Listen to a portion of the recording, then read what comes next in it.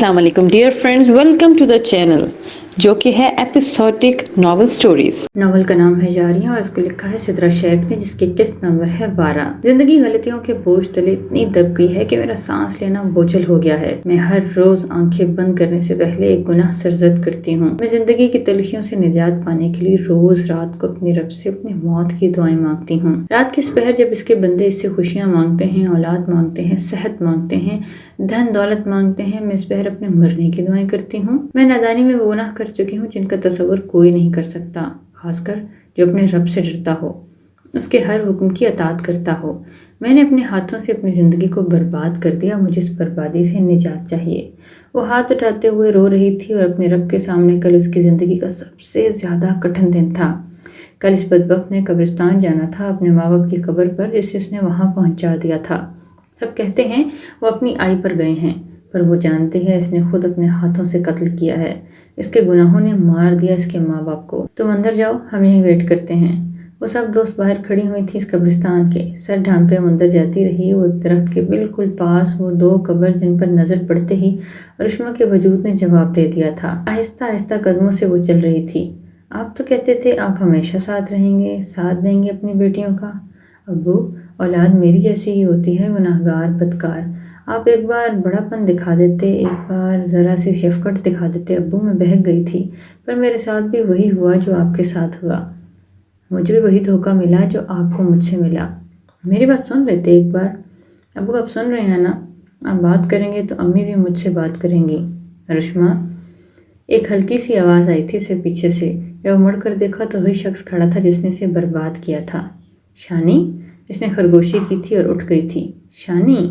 हा हा हा, शहान नहीं कहोगी तुम्हारी जाने शहान। काली चादर को मुंह से हटाकर वो आगे बढ़ा था और अपनी हाथ जैसे ही बाहर निकाला था, इसमें गन थी। तुम? अपने पेट पर रखे वो कुछ कदम पीछे हुई थी। मुझ पर केस करवाकर अच्छा नहीं किया था तुमने। पिछले 4 साल मेरी ज़िंदगी, मेरे मुस्तकबिल के तुमने मिट्टी में मिला दिए। तुम पर लानत हो खुदा की, घटिया शख्स। तुम जेल से बाहर भी आ गए, वो कैसे? मेरा बस चले तो मैं तुम्हें खुद कत्ल कर दूं। इतनी तेज से उसे थप्पड़ मारा था कि जैसे ही पीछे हुआ उसकी गन गिर गई थी नीचे। इतनी जुर्रत है तुम्हें मुझ पर हाथ उठाने की? धक्के देकर निकाली गई मोहल्ले से फिर भी ये किसका अजाब लिए घूम रही हो? मेरी औलाद को ईदी फेंक कर? उसने गन उठाकर रुश्मा पर तानी थी। अजाब? जायज़ औलाद है बेगैरत शख्स, तुम्हारे जैसे घटिया आदमी की औलाद। तुम कैसे इंसान हो? हा हा, मैं जानवर हूँ। इसी जानवर ने तुम्हें आखिरी सज़ा दी है मिस्टर रुश्मा। इसके बच्चे के साथ तुम्हारा खात्मा कर दूंगा। इसने पहली गोली जैसे ही रुश्मा के पेट पर मारी थी वो पीछे जा गिरी थी। किसी ने सच कहा था, लड़कियां अगर अपनी मोहब्बत का भयानक चेहरा देख लें तो कभी किसी नामहरम की मोहब्बत में गिरफ्तार ना हो। मैंने इस नाजायज़ 2 दिन की मोहब्बत के लिए सब कुछ दाव पर लगा दिया था। एक गोली लगते ही उसकी आंखें बंद हो गई थीं। रुश्मा, रुश्मा, बहुत सी आवाज़ें इसे सुनाई दे रही थीं। कुछ देर में इसे हॉस्पिटल लेके जाया गया। आई एम सॉरी, इनकी डेथ हो चुकी है। Death date and time note कर लें सिस्टर। रुश्मा एक झटके से उठ गई थी अपनी गहरी नींद से। रुश्मा, बेटा उठ जाओ, कॉलेज के लिए लेट हो रही हो। अम्मी? इसने नज़र दोहराई तो अपने कमरे में मौजूद थी। हल्की सी वाइब्रेशन पर इसने मैट्रेस को हल्का सा उठाया और वो मोबाइल फ़ोन निकाला था जो उसने वहाँ छुपा कर रखा हुआ था। यहाँ वहाँ देखते ही वो घबरा गई थी। वही घर, वही कमरा, बाहर से सब घर वालों के हंसने की आवाज़ें आ रही थीं। माथे से पसीना साफ करके उसने मोबाइल फ़ोन पर नाम देखा था। घबराहट से वो फ़ोन बिस्तर पर गिर गया था और फिर बजना शुरू हो गया था। इसने कॉल पिक करके जैसे उठाई, दूसरी तरफ से एक आवाज़ जिसे साफ सुनाई दे रही थी वो आंखों आंसुओं से धुंधला गई थी। शाहान कॉलिंग। हेलो रुश्मा, आज प्रोग्राम पक्का है ना? मैंने अपने दोस्त का रूम लिया है, वहीं चलेंगे, गपशप करेंगे। तुम तैयार रहना। नॉवल का नाम है जारियां और उसको लिखा है सिद्रा शेख ने, जिसके किस्त नंबर है 13। रुश्मा हाशमी। वो बाइक जैसे ही निकली थी वो वापस भागी थी घर। अम्मी, अम्मी इसे बचा लें, वो सब तबाह कर देगी। अम्मी, वो चिल्ला रही थी, सबको बुलाने की कोशिश कर रही थी। रुश्मा वापस आ जाओ, सहन में खड़ी वो चिल्लाई थी। रुश्मा, इसकी पल्स चल रही थी, डॉक्टर सिस्टर से देखें प्लीज़ प्लीज़। डेस्परेट आवाज़ें अस्पताल की लॉबी में सुनाई दे रही थीं। इसके स्ट्रेचर को अंदर लेके जाया गया। फिर से डॉक्टर्स का अमला वहाँ रूम में इसको अटेंड करने आया था। सोहा, इसे कुछ नहीं होगा। वो चारों वहाँ बैठ चुकी थी और वो मर जाएगी, वो मर जाएगी। सोहा ने ज़ारा की तरफ देखा था कि इतना बड़ा जुर्म था किसी मर्द की मोहब्बत पर यकीन करना। हम सब लोगों ने, हमारी उम्र की हर लड़की माजी में मोहब्बत तो करती होगी ना, तो क्या ऐसी ही हालत होगी इसकी? جیسے ارشما کی ہوئی۔ میں نے دنیا دیکھی ہے، میں نے جو ظلم ارشما کے ساتھ ہوتے دیکھا میری روح تک کانپ جاتی ہے۔ یہ دیکھو میرے ہاتھ کے رونگٹے۔ سوہا نے سر پکڑ لیا تھا، آنکھوں سے آنسو بہہ رہے تھے۔ محبت جرم نہیں ہے سوہا، نہ ہی محبت کرنا۔ محرم کی محبت میں عزت ہے، یہ بات سمجھ جانی چاہیے ہم لڑکیوں کو۔ جو مرد باہر ملاقاتوں کے لیے بلاتا ہے وہ مرد صرف مفاد پرست ہو سکتا ہے۔ محبت کرنے والے نام دیتے ہیں، ہم لڑکیاں ہی نہیں سمجھ پاتی۔ زارا نے سوہا کو سنبھالنے کی کوشش کی۔ میں نے حماد بھائی کا نمبر ایاز کو دے دیا ہے، ہم دوست سب کچھ کریں گی، سب کچھ، مگر مجھ سے امید نہ رکھنا میں اس کی آخری رسومات کروں گی۔ اس کے اپنے خون کو آگے آنا ہی ہوگا۔ وہ اپنی طرف تو سوہا کو حوصلہ دے رہی تھی، دوسری طرف اندر آپریشن تھیٹر کو دیکھ کر اس کی ہمت جواب دیتی جا رہی تھی۔ وہ نہیں آئے گی، کوئی نہیں آئے گا۔ ارشما کی والدہ کی ڈیتھ پر بھی ان لوگوں نے نہیں بتایا تھا کچھ، وہ لوگ اسے مار چکے ہیں، اندلیب نے آہستہ سے کہا تھا، مگر سامنے ایاز کے ساتھ حماد اور پھر نقاب میں ایک لڑکی ان کے ساتھ آ رہی تھی۔ حماد بھائی؟ وہ چاروں اٹھ گئی تھی جب حماد اور وہ لڑکی جو کہ ارشما کی بڑی بہن تھی وہاں شیشے کے پاس جا کر کھڑی ہو گئی۔ حماد کچھ دیر بہن کے ساتھ بینچ پر بیٹھ گیا تھا، پرسکون تھے دونوں بہن بھائی۔ میں اسے بہت پہلے مار چکا تھا، میں نے نہیں آنا تھا، بہت پہلے مار دیا تھا اسے ہم سب نے۔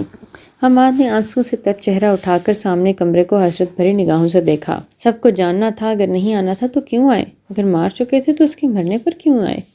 ہمت نہیں تھی کسی کی یہ سوال بھی پوچھنے کی۔ ابو خواب میں آ کر ڈانٹ رہے تھے، بار بار کہتے رہے تھے اس کا پتہ کرو، خبر لو۔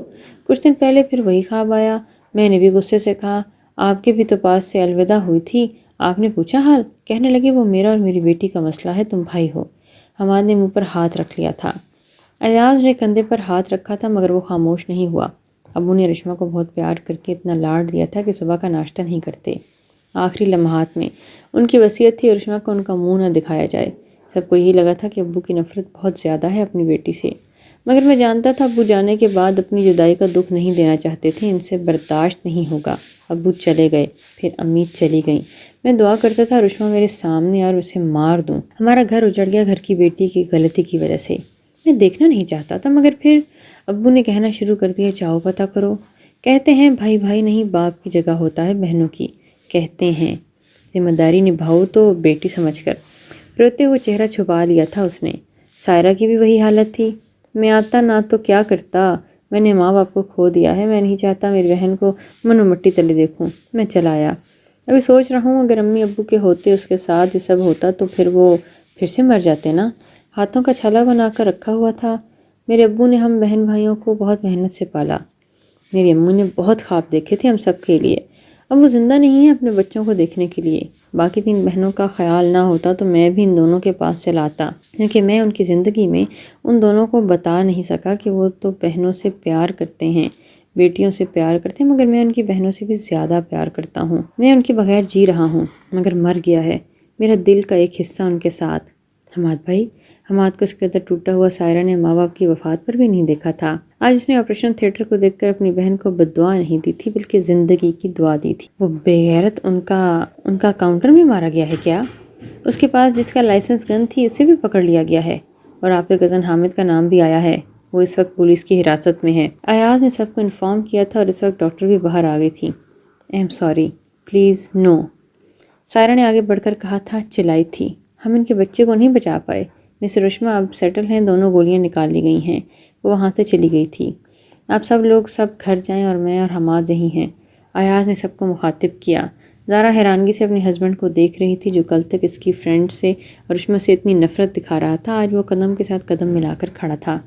سوہا، تم اندلیب اور عریشہ کو گھر ڈراپ کر دینا، میں آج کے ساتھ یہیں رہوں گی۔ نہیں جاؤ ایاز بھائی، ہادی بھی گھر میں، آپ دونوں جائیں۔ اور تو سب میں بحث ہونا شروع ہو گئی تھی، کوئی بھی اسے ملے بغیر نہیں جانا چاہتا تھا، مگر سوہا نے سب کو بھیج دیا۔ وہ سائرہ اور حماد وہیں موجود تھے، خاموشی کے ساتھ وہ تینوں کے ساتھ بیٹھ گئے تھے۔ حماد بھائی، وہ بد کردار نہیں، اس کے ساتھ جو ہوا بہت غلط ہوا۔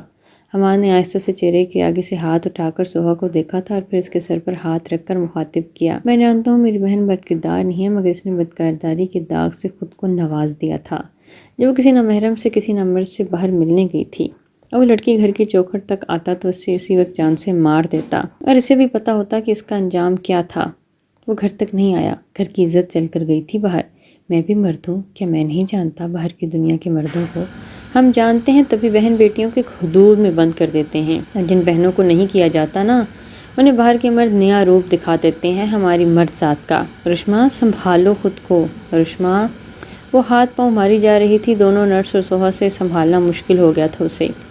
حماد اور سائرہ ابھی بھی باہر تھے، اندر نہیں آئے تھے۔ رشما، عاصم کو دروازے پر دیکھ کر رشما نے چیزیں پھینکنا بند کر دیں۔ عاصم؟ اس نے روتے ہوئے ہاتھ آگے بڑھایا تھا۔ وہ صبح سے پاگل ہو رہی تھی جب اس کے بچے کا پتہ چلا تھا۔ عاصم نے اپنا چہرہ صاف کر کے رشما کا ہاتھ پکڑا تھا۔ ہم باہر ہیں۔ سوہا دونوں نرس کو باہر جانے کا اشارہ کر چکی تھی اور جب وہ خود دروازے تک پہنچی تھی، عاصم کے کہے الفاظ نے سوہا کے قدموں تلے زمین کھینچ لی تھی۔ رشما، میں تمہیں ایک اور موقع دینا چاہتا ہوں، ہمارے رشتے کو ایک اور موقع دینا چاہتا ہوں، مگر تم نے مجھے بتا دیا کہ تم اس قابل نہیں ہو۔ تم جان بوجھ کر اپنی اس عاشق سے ملنے گئی تھی اور میرے بچے کو بھی مار دیا۔ اپنے بچے کو تو میں پھینک چکی تھی اور اب میرے بچے کو بھی مار دیا۔ رشما، کوئی کاغذ نہیں، آج ابھی میں تمہیں طلاق دیتا ہوں، پھر کبھی تمہاری شکل نہیں دیکھوں گا۔ تم کسی محبت، کسی عزت، کسی رشتہ کے قابل نہیں ہو۔ عاصم پیچھے جھٹک کر اس کا ہاتھ چلا گیا تھا، وہ وہیں اس جگہ اس چہرے کو تکتی رہ گئی تھی۔ میں کیوں ہوں زندہ؟ کوئی حق نہیں میرے جینے کا۔ اٹھ کر زمین پر پڑے کانچ کے اس ٹکڑے کی طرف بڑھی۔ نو رشما، نہیں۔ سوہا نے اس کے دونوں ہاتھ پکڑ لیے تھے۔ مجھے نہیں جینا سوہا، میری بس ہو گئی ہے، اللہ کی قسم میری بس ہو گئی ہے۔ میں آنکھیں بند کرنا چاہتی ہوں۔ یا اللہ، میں اس درد سے نجات چاہتی ہوں، اس گناہ سے جو مجھ سے نادانی میں سرزد ہوا۔ مجھے اللہ تیرے بندے خدا بن کر جتنی سزا دینی تھی دے دی، اب میری بس ہو گئی ہے۔ وہ روتے ہوئے زمین پر بیٹھ گئی تھی مگر سوہا نے اس کے ہاتھ نہیں چھوڑے تھے۔ اس کی گرفت ذرا سی بھی کم ہوتی اسے پتہ تھا رشما نے وہ کانچ سے خود کو زخمی کر لینا تھا۔ تمہارے گناہوں کا معاملہ تمہارا اور تمہارے رب کا ہے رشما، خودکشی کرو گی تو قیامت تک عذاب ملے گا، تمہیں بخشش نہیں ہوگی۔ اللہ کی ناراضگی نہ لینا، اب رب کو ناراض مت کرنا۔ تم دنیا سے، معاشرے کے لوگوں سے ہار نہیں مانو گی، تم جی کر دکھاؤ گی ایک اچھی زندگی۔ میرے پاس کچھ نہیں رہا سوہا، ہاتھ خالی ہیں، میں خالی ہوں، کوئی نہیں ہے۔ سوہا نے اسے اپنے گلے سے لگا کر اس کو حوصلہ دینا چاہا۔ اللہ ہے نا شارک سے بھی زیادہ قریب۔ رشما، تمہیں جینا ہے اور معاشرے کو جی کر دکھانا ہے، جو تمہیں جینے نہیں دے رہے، جو تمہیں جیتا ہو دیکھ نہیں پا رہے۔